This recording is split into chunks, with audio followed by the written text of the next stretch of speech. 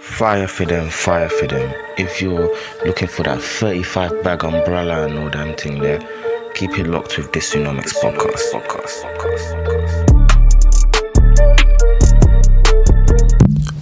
Yo, what's going on, beautiful people? You're now locked into DISUNOMICS podcast. Hope you've had a great week. This episode, I believe, 323.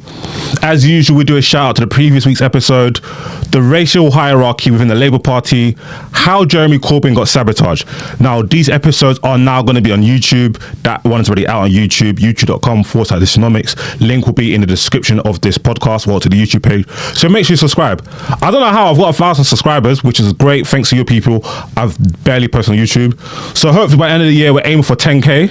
10K, is that reasonable? F it, yeah, we're aiming for 10K. So make sure you tell a friend to tell a friend, watch your YouTube, let me know your honest opinion, whether you agree or disagree with what I'm saying, think on things that I can improve on, things that are going well, just whatever you feel, just drop a comment, a like, so on and so forth. The initial topic of this podcast was going to be why interest rates are ruining my life. That will be on the midweek episode dropping on Thursday. So in the meantime, if you've got any questions regarding interest rate, mortgages, loans, whatever, just hit me up. _nomics on Twitter, DISUNOMICS Pod on Instagram, and of course, DISUNOMICS on YouTube.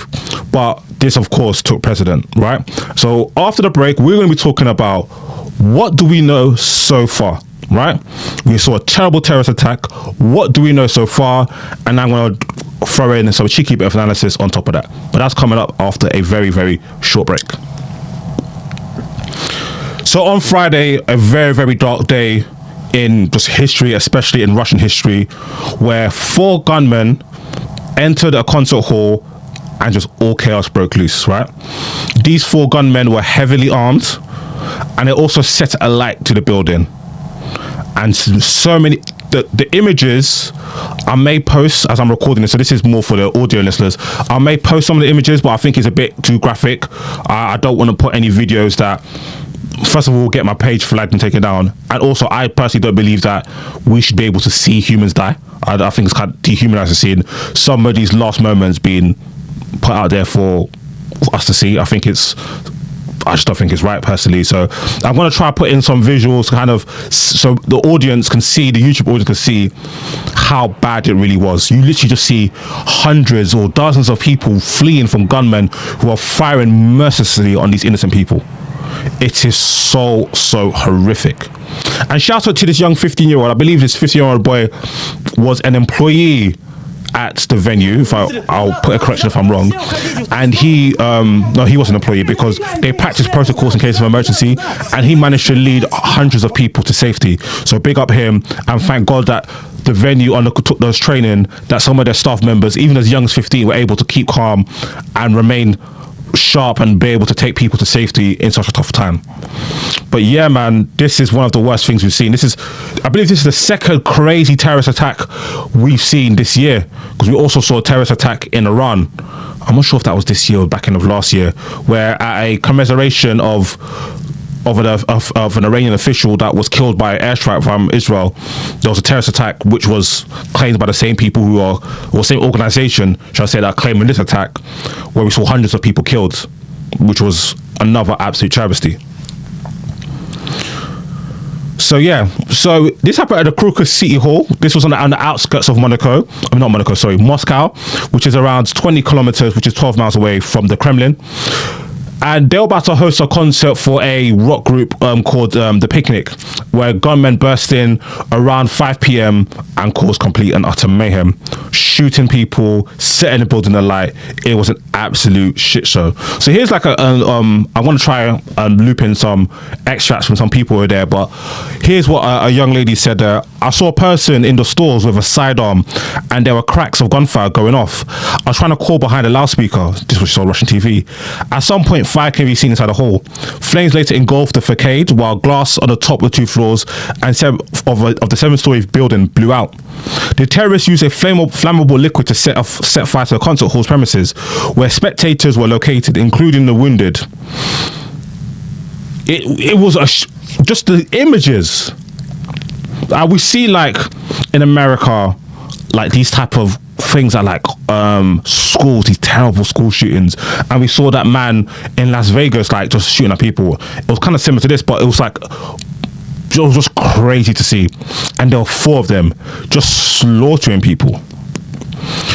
So according to bystanders and survivors of this, the attacks lasted about 20 minutes. So imagine for 20 minutes, that must have felt like hours. It must have felt like an age where you're wondering if you're going to make it.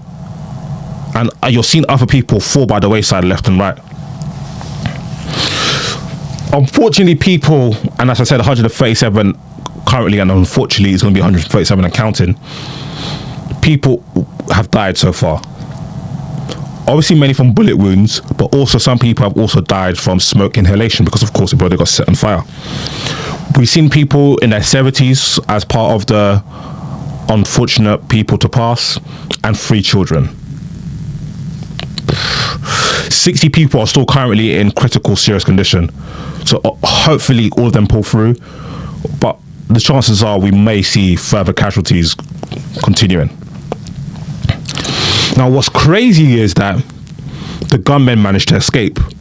Like, usually when there's acts of terror, like, people either, like, going on a kamikaze thing, like car bombing, like suicide bombers, or when they're going to these mass shooting, they eventually are actually shot dead by authorities. These gunmen were able to escape, right? They were able to escape. And they were actually apprehended not too long afterwards by Russian forces. And you can see the visuals where we actually see these people get caught and apprehended. Some were caught in a car, and one gentleman was caught in a forest. You could see people chasing him in the snow with heavily armed, and they apprehended. So all 4 gunmen were apprehended, and Russian authorities say they got a further 7 people in custody. So there's 11 people they're currently investigating. What I find mad was that we're seeing parts of interrogation live. Like, one man, he had his ear cut off, and allegedly they fed it to him. I haven't seen the video of them feeding them to him, but I'll do further research and I'll put a little disclaimer if that was cat. But you see, they cut bro's ear off. Another gentleman, you just see them just kicking bro, stamp on his head, just digging into him with their assault rifles. And I'm not gonna lie, I know we're allegedly used to a level of professionalism undertaken by police forces and stuff like that, but you just slaughtered innocent women and children. I don't give a crap if they beat the crap out of you as you've been apprehended, because we know you did it. Like, they saw you. Do you get what I'm saying? So it was mad. You're literally seeing them being interrogated. One man, they see the Burna Boy video when he's stepping down with his Timberlands. They had the big boot on bro's head, cuz, like, big boot on man's head, and he's been forced to speak. Like, Russia is a different place. Them man don't play, cuz, like, they do not play. One man, he was taken into hospital because of his injuries. Fam, wake up. Do you remember in Power, Ghost, when he got to Tyreek with a gun? Sleepy time's over, motherfucker, wake up. That's what it is. They're broke. They woke bro up in ICU. We got questions to ask you, my guy. We got questions to ask you. So the general gist so far is that from these gentlemen, and obviously, like, confessions in a form of interrogation, you have to take out a pinch of salt, because, you know what I'm saying? Look at the scenario, they're on the dual. I couldn't imagine being in that circumstance. Like, you've done something absolutely terrible and you've actually been caught. And the people that caught you are the flipping Russians. Long. So they caught bro, or one of them said that they were contacted by somebody on Telegram, right? And they were offered, I think it was 500,000 rubles, which the conversion worked out to be about $5,400, about £4,200, right? Now, me personally, I don't believe what they said, because the chances are of you going on that mission with a extremely low chance of survival in terms of getting out of there, let alone the fact that even if you do get out of there and escape, you are literally being hunted by the Kremlin and the KGB for eternity. You can do that for 4 racks? Not a chance. And even the nature of the mission wasn't like they went on a bespoke and targeted assassination of a particular person, a public eye or an official. It was an indiscriminate slaughter of innocent men, women and children. To me, and it's just my analysis, this is my 2Ps, obviously you're here for DISUNOMICS, you know what I'm saying? That shows that, in my opinion, they had a level of hatred and disdain for the country of Russia and its people. That now leads us to who did this. Now, what's interesting is that after attack, America quickly said, it was ISIS. It was ISIS. Intelligence says it was ISIS. ISIS have come out and claimed it. So here's a picture of the alleged gunman who did this attack. Now, what's interesting is there's a lot of discourse online and people saying that the way that ISIS claimed this attack is inconsistent and not on trend, or not on brand, for lack of a better term, with when they claim attacks. Because many who observe this, they say, bro, usually when ISIS say it, bro, they're not on a no face, no case. They want you to know that it was us that did the drillings. They'll show their face and they'll all do the similar salute with their finger. Whereas with the image alleged, that they're not all in the same, as you can see by the images, they don't look the same. So some people saying, is this a really ISIS or is this like a false flag? Now, those who say it's ISIS have a very strong case with regards to the fact that ISIS released the GoPro images of the attacks. This wasn't from the Russian, because the only people that should have the GoPros are the Russians, because the Russians are the ones that apprehended these gentlemen. So only they should have the GoPros. So the fact that ISIS were able to release them, at the very minimum, ISIS was involved to a particular degree. Now, people are arguing, why the hell would ISIS run up on the Russians? So with this attack, people believe this is from ISKP, which is the Afghan branch known as Islamic State in the Khorasan province. And they're the ones who claim responsibility for this attack. So analysts say that these men, they're very brutal, they're very malicious with their attacks. They're in Moscow, they previously were in Iran, and they believe that we're gonna see more attacks like this, right? They've also been linked to Tajikistan, right?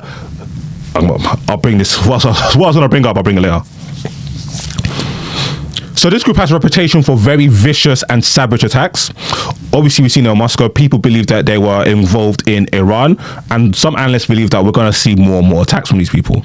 Now, what some analysts are saying, and from some of the information from the Russians, is that these gentlemen were from Tajikistan, right, which is not too far from Russia.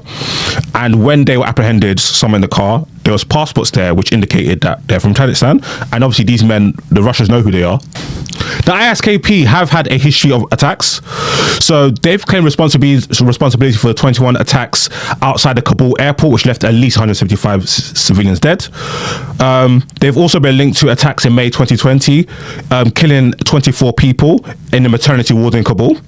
So they do not play, right? So there's links between, so some people believe ISIS, some call it ISIL, ISKP, and they believe that these gentlemen were members of this organization.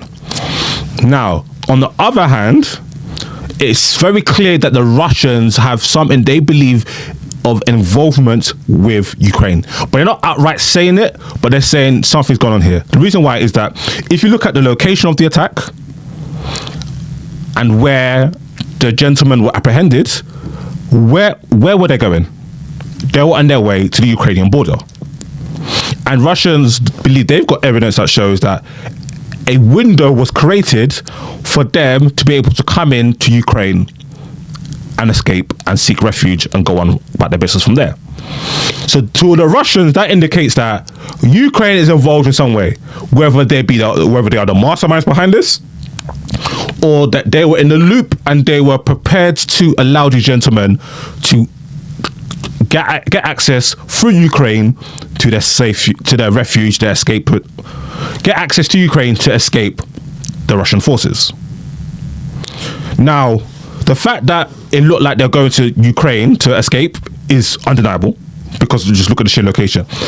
Like if you look at any law and order stuff or watch any documentaries or listen to any people that work in the industry, they say that sometimes there's no point chasing a criminal who's just committed a crime. Usually when people do some of these acts, they're quite emotional. Just go to the house. That's where they're eventually going. they're going to have to go home eventually. So usually, where instead of chasing people, look where they're going. And that's what we can see with this attack. Now, what's interesting is the relationship between the United States, NATO, ISIS, Russia, Ukraine. Now, obviously, we know that Russia have had a long-going war with Ukraine. And there are factions of the Ukrainian government that are quite far-right, quite neo-Nazi, and they have called on numerous occasions for barbarities to happen to the Russian people in retaliation for what's happening in Ukraine. And it's not like Ukraine haven't committed any acts of terror. Like the destruction for the Crimea Bridge is an act of terror. And because the Crimea Bridge had no military significance, so why did they blow out the bridge? You tell me. Now, there's quite a lot of smoke going on with what happened with the Nord Stream pipeline being destroyed, which is a pipeline that takes energy from Russia into Europe. To destroy the Nord Stream pipeline, you have to go deep underwater. So to do this, you have to have very, very sophisticated set of skills and intelligence. Who did it? Some believe it was the United States. I don't know. I weren't there. I'm just a podcaster. Do you get what I'm saying? So because of the USA's links to ISIS, and the links are, they didn't technically create ISIS, like ISIS was formed out of Islamic fundamentalism. So with the States, they didn't curate per se, like, oh, we're creating ISIS. With the United States, they were involved in the beginning, where the United States and the UK helped fund, trade, and arm ISIS to kind of overthrow the government in Syria. So naturally, people believe that USA has very significant impetus and influence to kind of get ISIS to maybe claim attacks or help them construct attacks in foreign lands. So, for example, the attack in Iran, people believe that USA and Israel behind that. This attack, people believe that NATO is behind it because of what's going on. I'm not too sure. I will not be surprised, because the United States has a history of being involved in foreign countries, arming opposition to take out governments where they don't like. Of the evidence we got so far, I think it's pretty clear that ISIS was involved. But I will not be shocked if there was no involvement from the Ukrainians with the assistance of maybe the Americans. Who knows? But crazy. Most importantly, rest in peace to those lives that were lost, and we pray that most people pull through. But yeah, very bad. So what do we know? 137 people killed so far as of Sunday evening, many more injured. Started happening around 5 p.m. at the Crocus City Concert Hall. 4 gunmen, all apprehended and currently being interrogated by Russian officials. They're not citizens of Russia, they're foreign nationals. There's likely ties to ISIS, and they try to escape to Ukraine.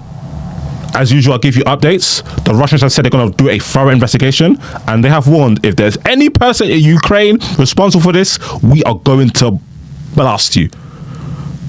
And if anybody in the Ukrainian government was involved in this, all I'm saying is rest in peace in advance. Peace.